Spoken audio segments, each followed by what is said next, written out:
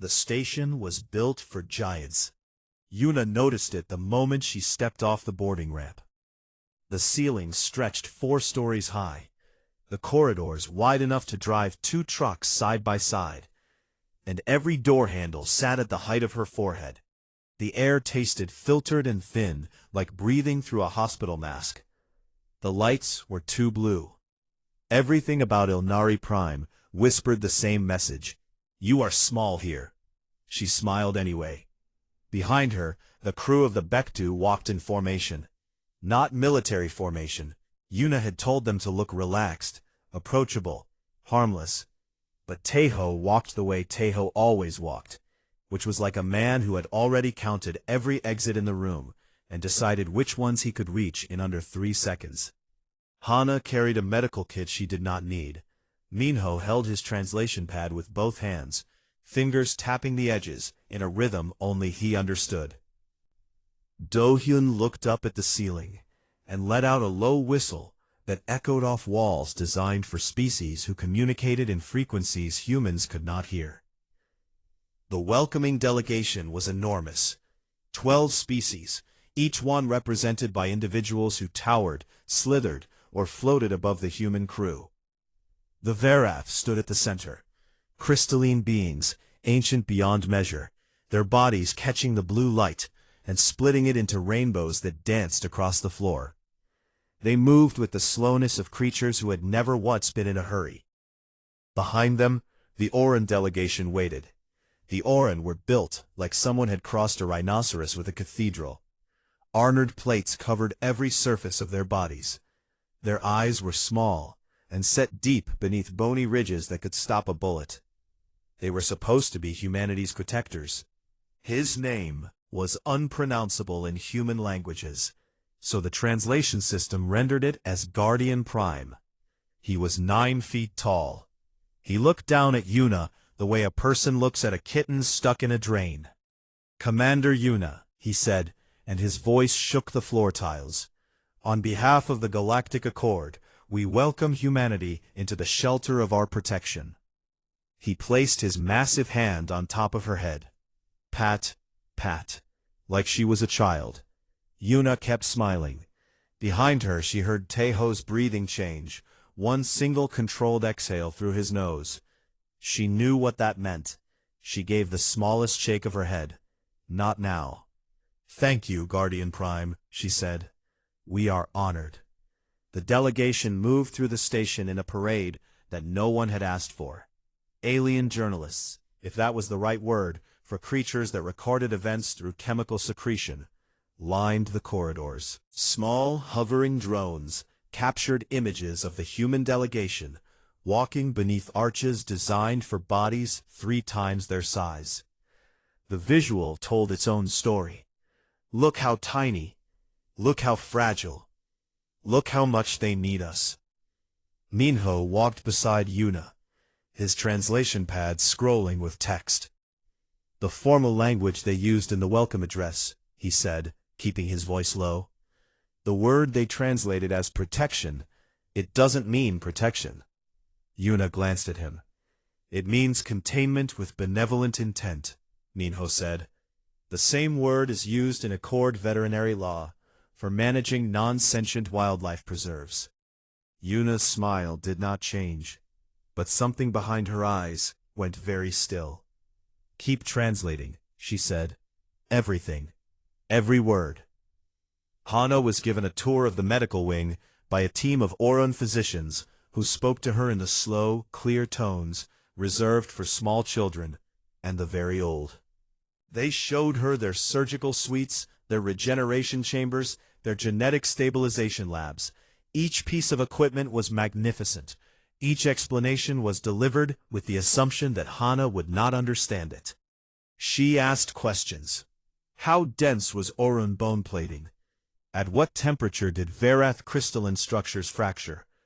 Where exactly were the neural clusters located in an Orun's neck?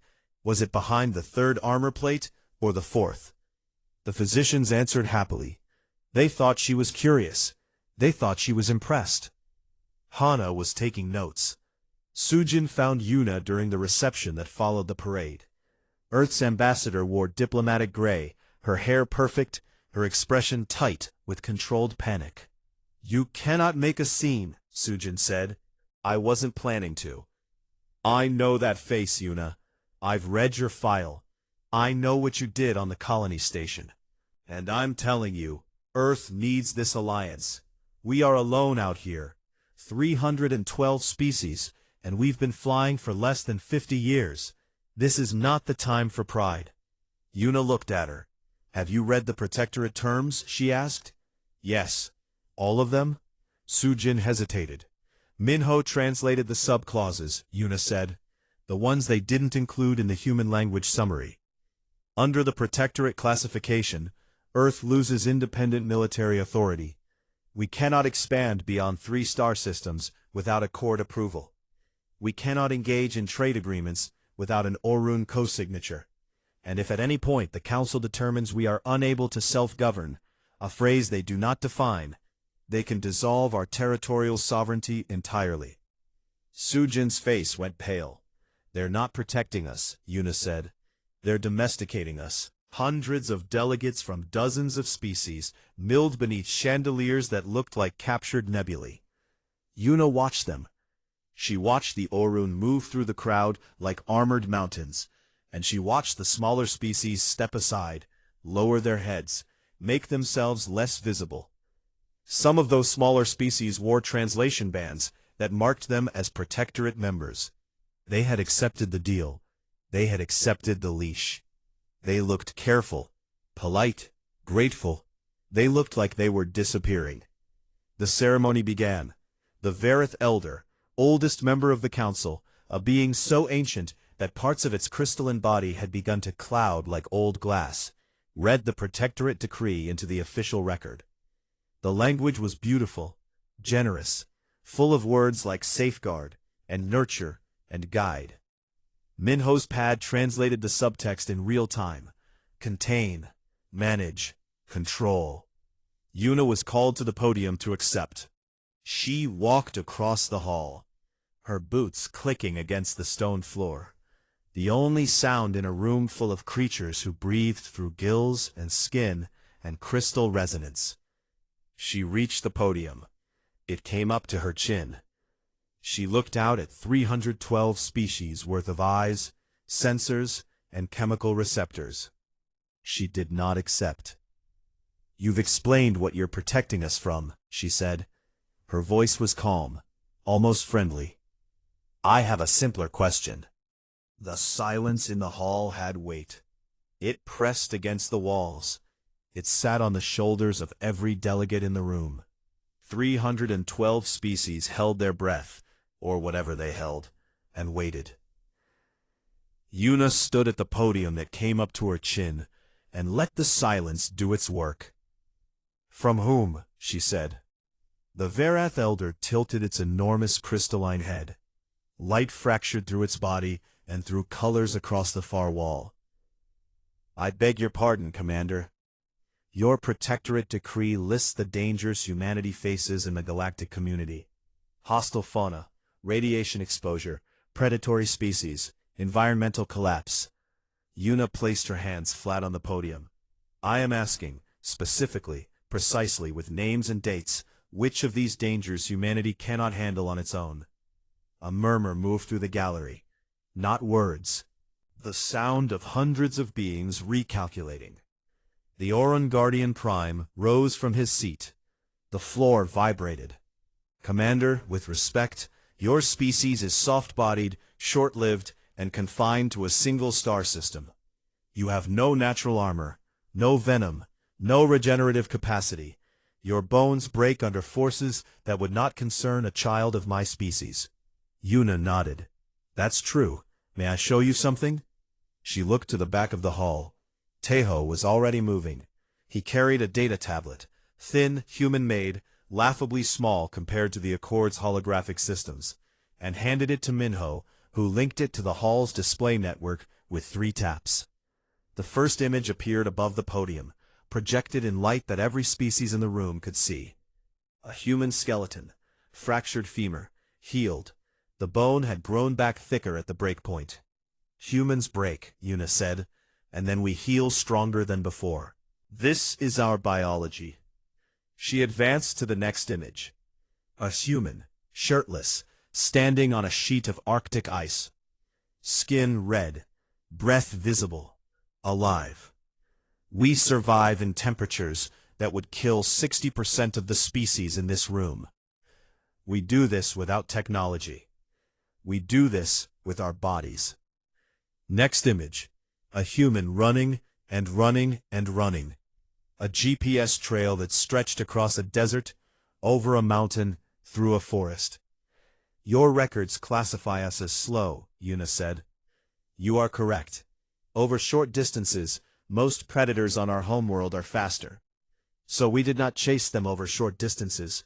We chased them over long ones. We followed them for hours, days, until they collapsed from exhaustion, and we were still standing.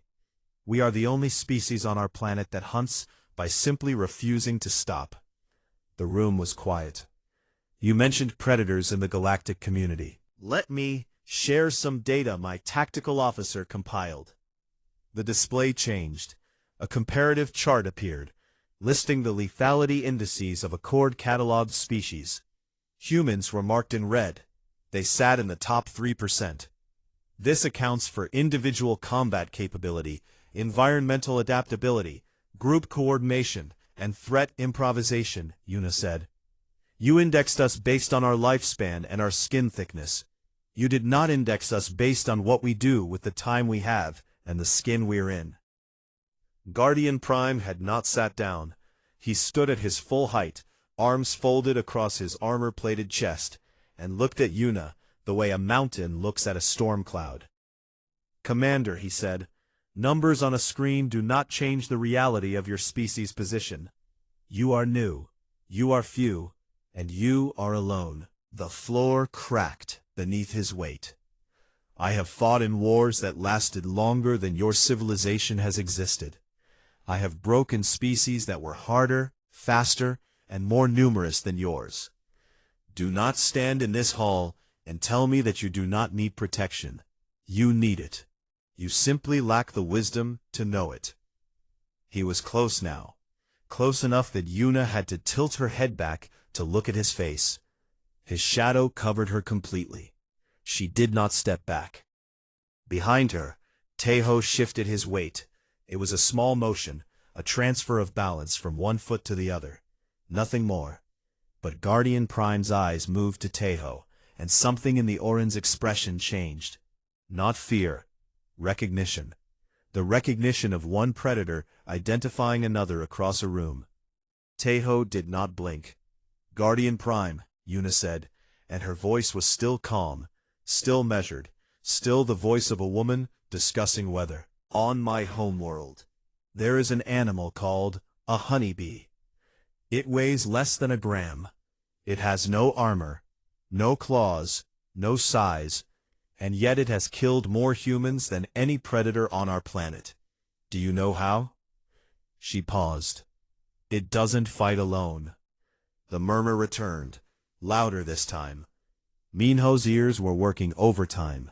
He was catching fragments from 7 different delegations.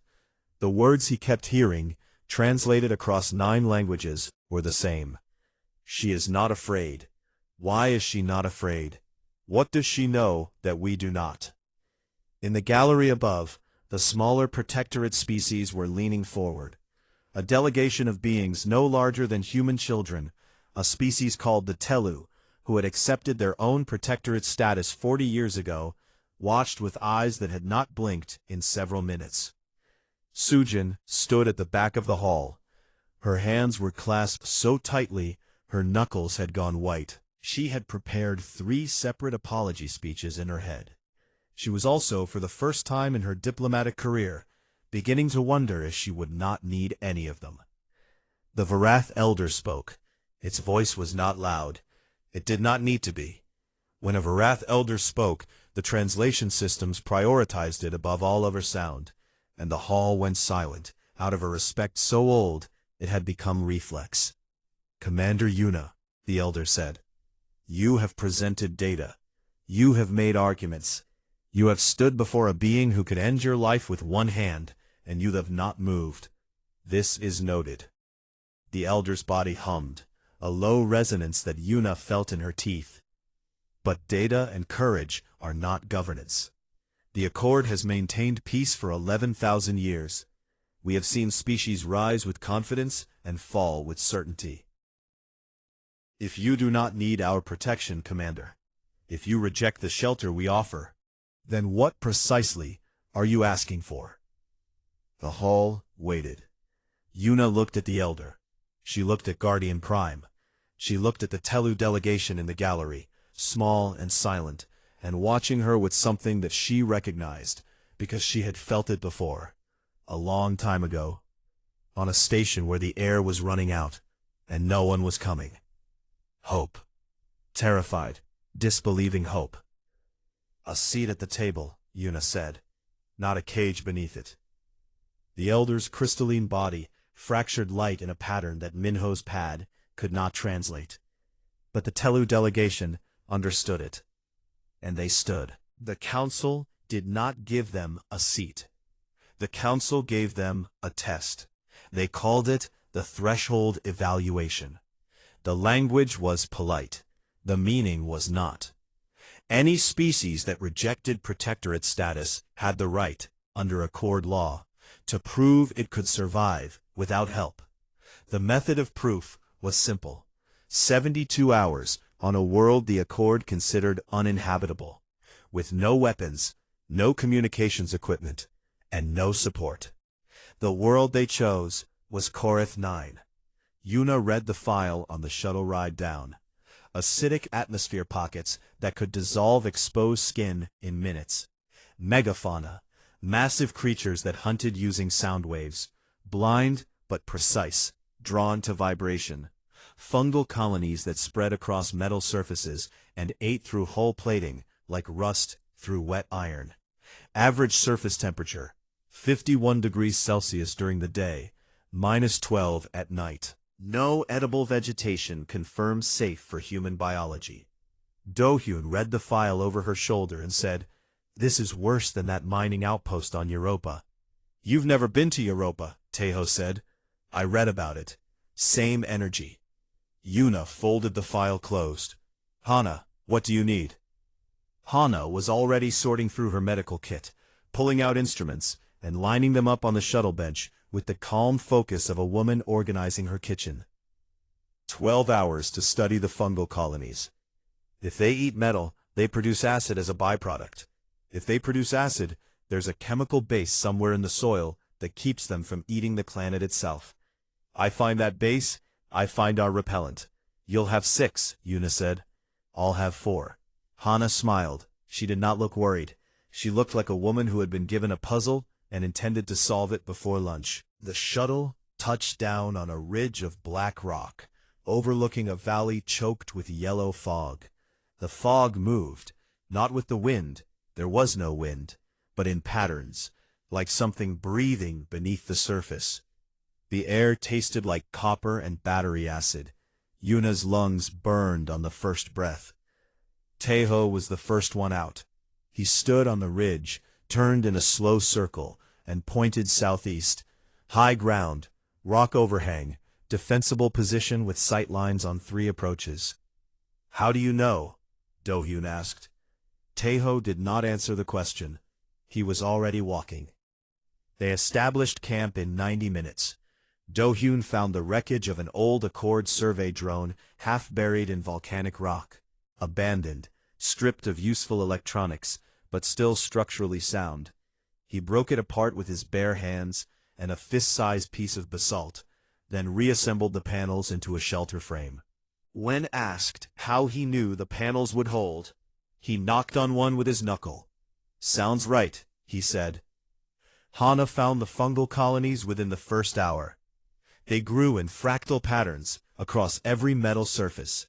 The drone wreckage, the exposed mineral veins in the rock, even the buckle on Do-hyun's belt, which he removed with a speed that made Taeho almost smile. The fungus was white. It glowed faintly in the shade. It smelled like wet pennies. Hana crouched beside a colony and studied it with an instrument she had built herself, from a modified blood pressure cuff and a spectrometer lens.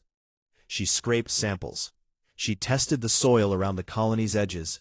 She tasted the soil. "Hana," Yuna said. "Calcium sulfate," Hana said, spitting.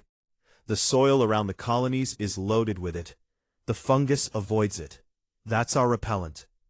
3 hours and 40 minutes. She had given herself 4. By nightfall, the camp was sealed. Dohyun had lined the shelter perimeter with a paste made from crushed calcium sulfate deposits, mixed with water from condensation traps he'd built using the shuttle's emergency blankets. The fungus stopped at the paste line like it had hit a wall. Inside the perimeter, the team ate ration bars and watched the yellow fog roll through the valley below. The megafauna came at hour 19. Taeho heard them first. He held up a fist. Everyone stopped talking. The sound was low, below the range most species could hear.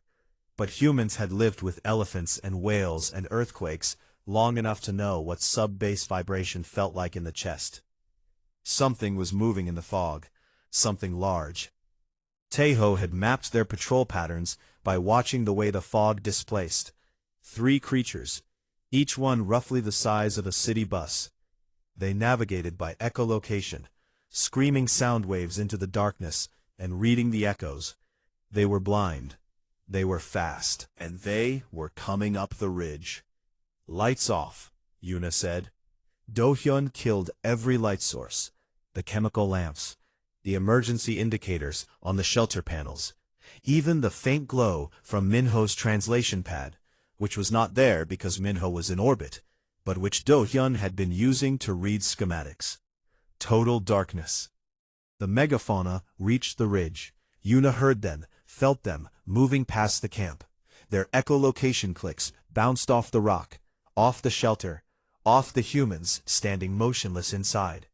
The sound was so deep, it rattled teeth and shook loose stones from the overhang. They passed. They did not stop. The shelter's angles scattered the echolocation echoes into noise. Dohyun had built it that way. When Yuna asked him later if he'd planned for that, he shrugged. Sound bounces weird off angled surfaces. Figured it couldn't hurt. He had figured it on instinct. The same instinct that built the first shelters from mammoth bones, the first walls from mud and straw, the first cities in places that should have killed everything that lived there. Hour 31. Yuna was on watch. Taeho was sleeping, or doing the thing Taeho did that looked like sleeping but probably wasn't. Hana was cataloging fungal samples by touch in the dark, sorting them into containers she'd labeled with scratches on the lids. Dohyun was reinforcing the shelter's eastern wall, because he said the rock sounded hollow, and he didn't trust it. The ship came in low. No lights, no engine signature that matched Accord's standard. It landed in the valley, and 6 figures climbed out. They moved in formation, military formation. They carried weapons. Taeho was beside Yuna in the time it took her to inhale. 6, he said, armed, not Accord military, private equipment, Orun manufacture. Mercenaries. 4 humans in the dark, on a death world with no weapons, no communications, and no way off the planet. She looked at Taeho. "How dark is it out there?" "Total cloud cover, no moon. The fog is blocking ambient starlight." "Can they see in the dark?" Taeho had memorized the visual capabilities of every major species in the Accord. It was the kind of thing he did. Orun-equipped mercenaries rely on thermal imaging and motion tracking.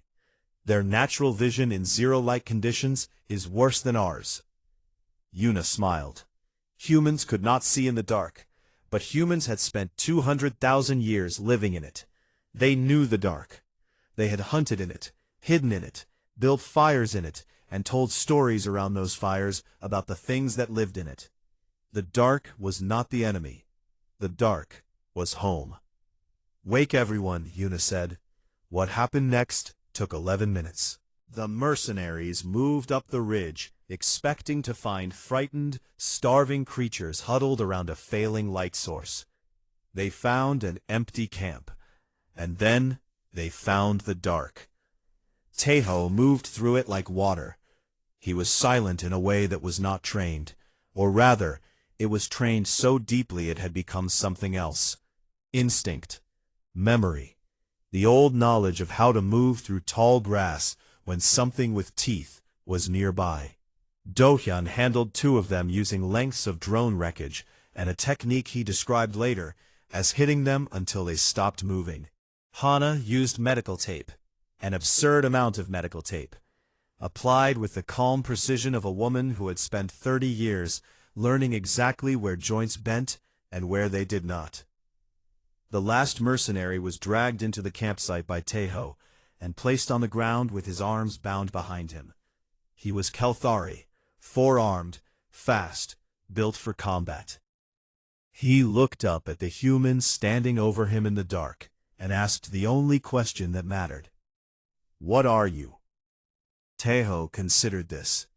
He crouched down so that his face was level with the mercenaries. His expression was not angry. It was not cruel. It was the expression of a man stating a fact about the weather. "Adaptable," he said. The mercenary did not ask any more questions. The Baekdu docked at Ilnari Prime at 1400 hours station time. The docking bay was crowded. Word had traveled fast, the way it always does when something impossible happens. And by the time the airlock opened, half the station's press corps and a quarter of the Accord's diplomatic body were watching. Yuna walked out first, uniform torn at the shoulder, dust on her boots, otherwise unharmed. Behind her came Taeho, then Hana, then Do-hyun, then the rest of the ground team. They walked in a loose line, unhurried, like people returning from a long hike, rather than a Death World survival trial. Behind them, bound and compliant, walked 6 mercenaries. The docking bay went silent. Hana carried a sealed container under one arm. When an Accord medical officer approached and asked if she needed treatment, she held up the container and said, "No, but I brought samples of the Koreth 9 fungal colonies. The reproductive cycle is genuinely fascinating. Do you have a xenobiology lab I could use?" The medical officer blinked 4 of its 6 eyes. It did not know what to say. Minho was waiting at the airlock. He had not slept in 50 hours. His translation pad was clutched against his chest like a shield, and his eyes were bright with the particular energy of a man who had spent 3 days listening to things he was not supposed to hear.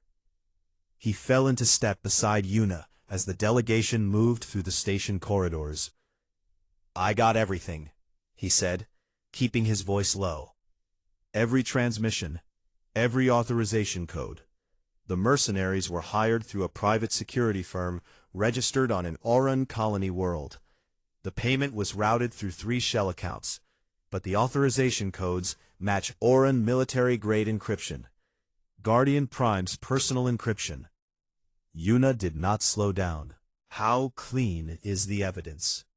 I recorded the raw transmissions, the decrypted content, and the encryption signatures. I also recorded the Accord's own monitoring channels failing to detect the mercenary ship, which means either their sensors were deliberately turned off, or someone in station operations was told to look the other way." Minho paused. "It's clean enough to end them." Yuna nodded. She said nothing else until they reached the diplomatic wing. The summit session was called for the following morning. Yuna requested a private meeting with the council first. The Varith elder granted it. The night before the meeting, Sujin came to Yuna's quarters. The ambassador looked different. The careful diplomatic composure was still there, but something beneath it had shifted. She sat on the edge of the room's only chair, built for Oron proportions, absurdly large, and folded her hands. "I was wrong," she said. She waited. "Not about caution," Sujin continued. "I still believe caution keeps people alive. But I was wrong about what caution looks like." She met Yuna's eyes. "I thought it meant keeping our heads down, making ourselves small, accepting what we were given, and being grateful. That's not caution. That's surrender. Yes, Yuna said. You could destroy the Orun with what Minho recorded. You could release it publicly and shatter the Accord's credibility. Every protectorate species would revolt. It would be chaos. Yes. Sujin studied her. But you're not going to do that. Yuna looked at her scarred palm. The line ran from the base of her thumb to the center of her hand. White, raised, old. She closed her fist around it. If I destroy the Accord, she said, every small species under protectorate status loses what little stability they have. The Orun are terrible guardians, but they are still the only military force keeping 36 species from being consumed by things worse than bureaucrats. I break the system. I don't just free people. I leave them exposed. Sojin leaned forward. So what do you do? I make the system change itself. They planned until dawn. The closed session took place in a chamber designed for 12. The council sat in a semicircle of seats, carved from the station's original hull material. Ancient, dark, polished smooth by 11,000 years of deliberation. Yuna stood at the center. Minho stood beside her. Teho waited outside the door. Guardian Prime was present.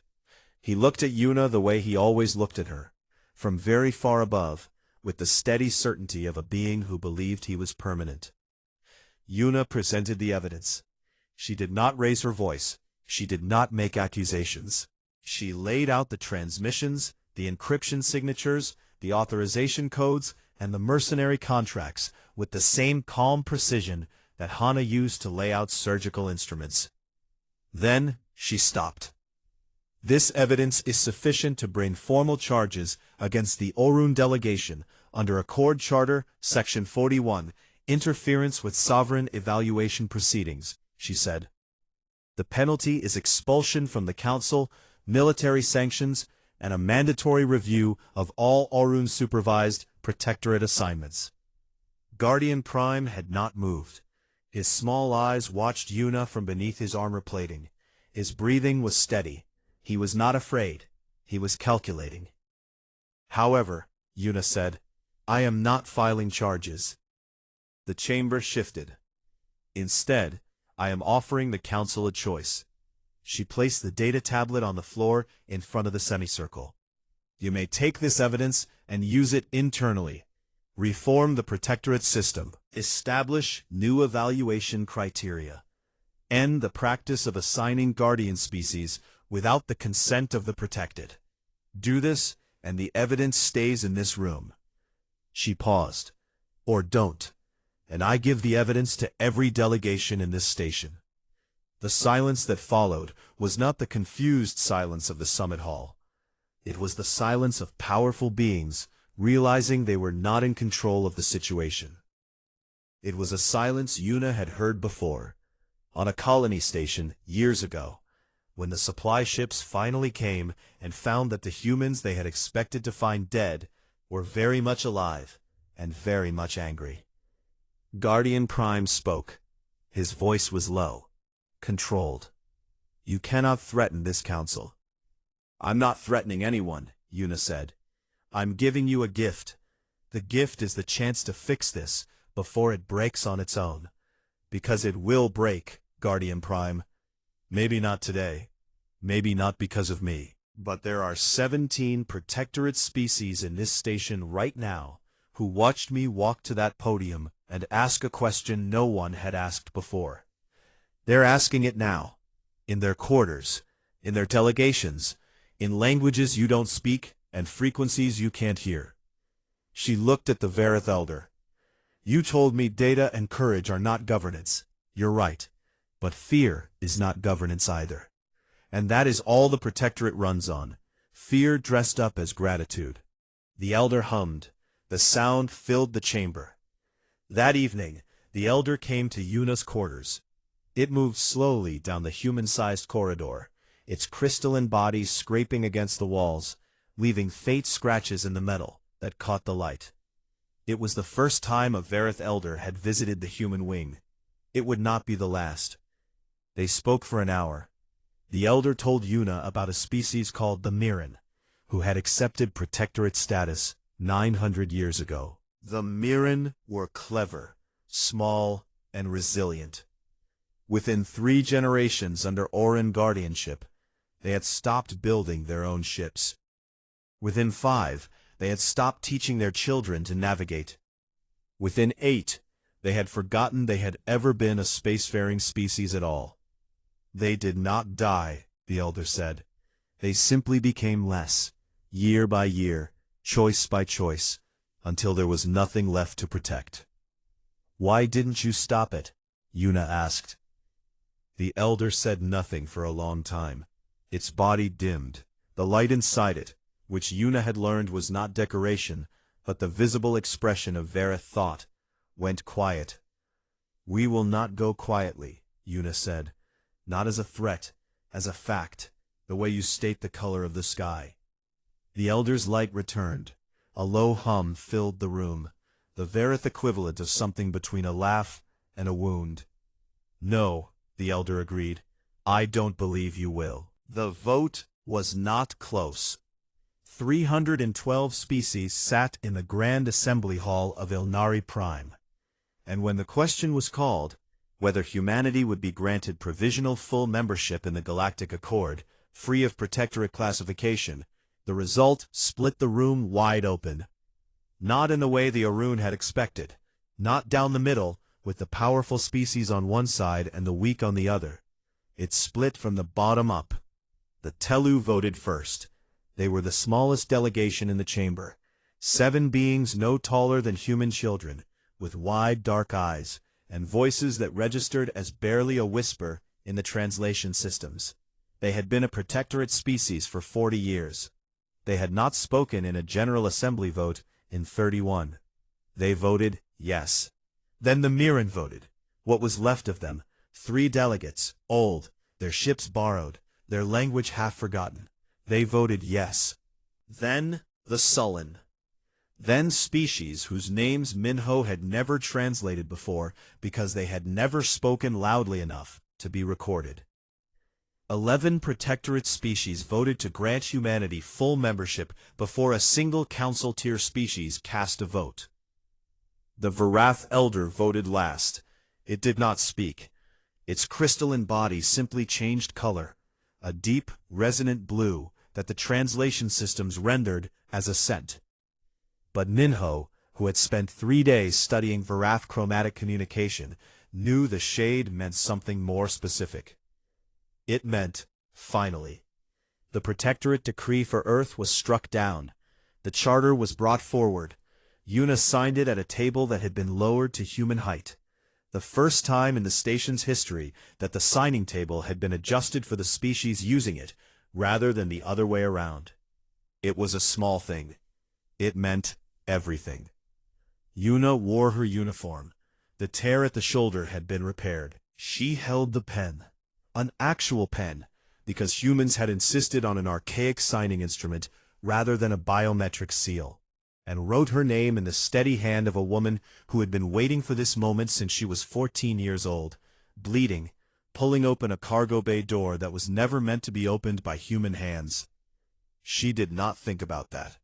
She signed the charter and put the pen down and stepped back. Tejo stood behind her. He always stood behind her. Not because she needed protection, but because that was where he chose to be, and Tejo's choices were not made lightly or changed often. Hana watched from the gallery.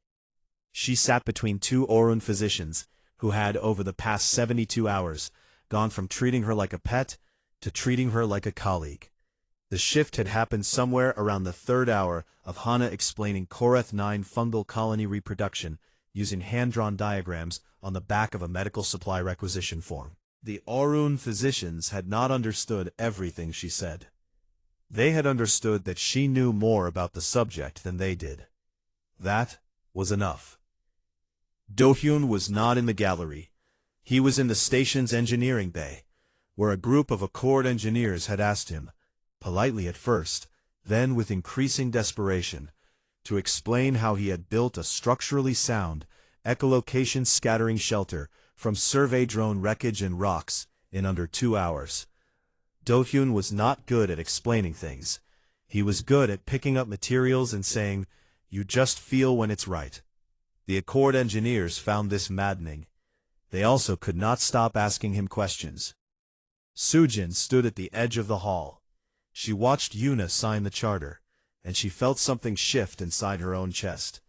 Not pride exactly, and not relief. The feeling of watching someone do the thing you were afraid to do, and realizing that the fear was the cage, not the danger. The ceremony ended. The delegations began to move, and then Minho stepped forward. He had not been scheduled to speak. The program listed a brief statement from Earth's ambassador, which Sujin had prepared, and which was measured, gracious, and appropriate. Minho was not measured, gracious, or appropriate. Minho was 26 years old, had not slept in 4 days, and had spent those 4 days listening to every secret this station had to offer. He walked to the podium. He adjusted it down. He looked out at the assembly, and he spoke in Telu. Not the Accord's trade language version of Telu, which flattened their grammar into simple transactional phrases. Real Telu, the old form, the one their grandparents had spoken before the Protectorate taught them to use the Accord's common tongue instead. Minho had learned it from their delegation's cultural archives, which he had found in the station's neglected historical database at 3 in the morning. He said one sentence.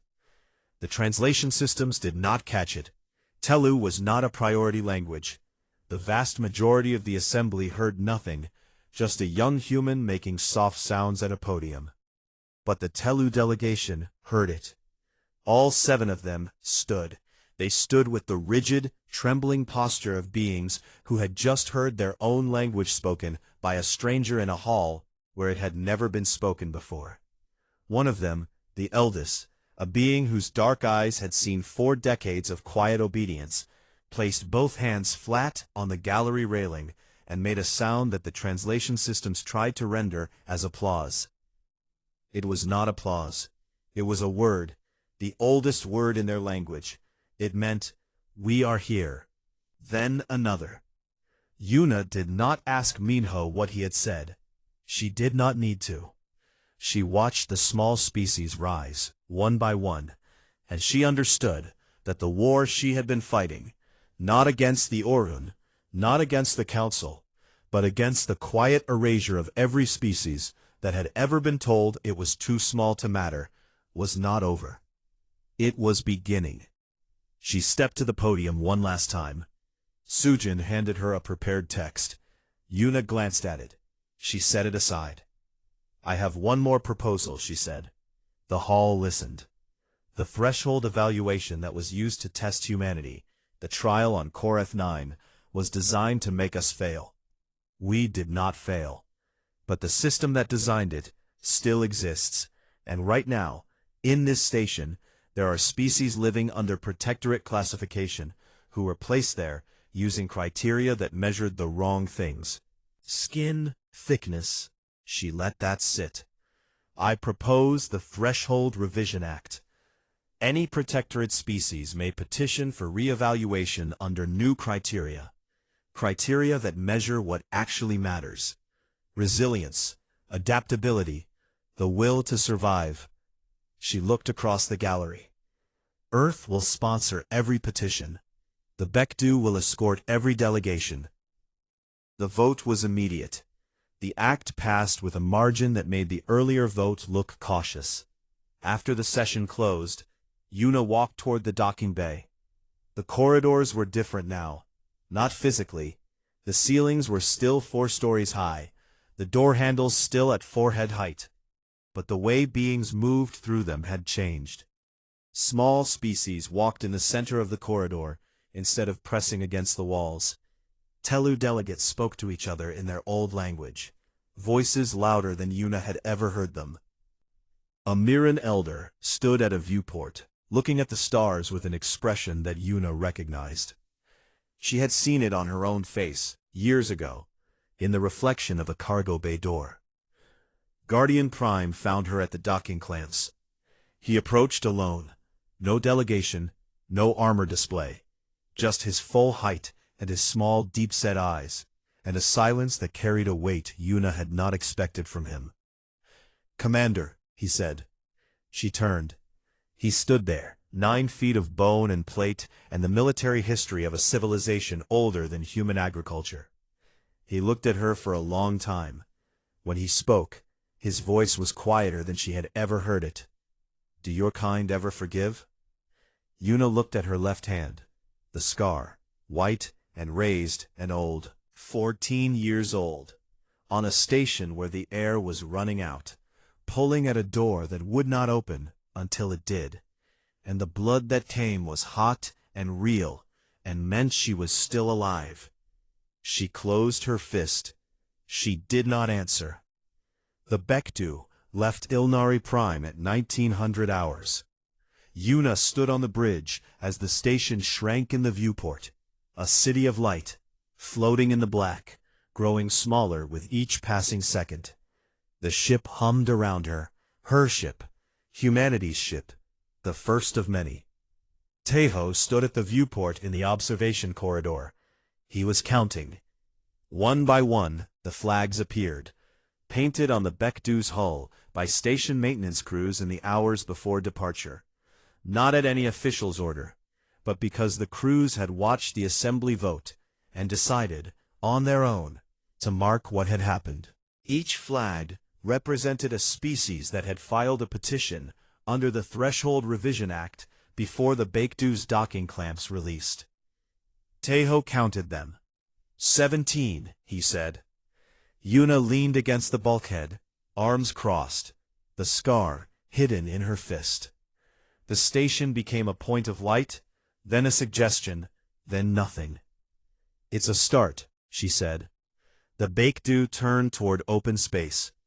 17 flags on its hull, 312 species in the accord. And somewhere behind them, in corridors built for giants, small beings were learning to walk in the center of the hall.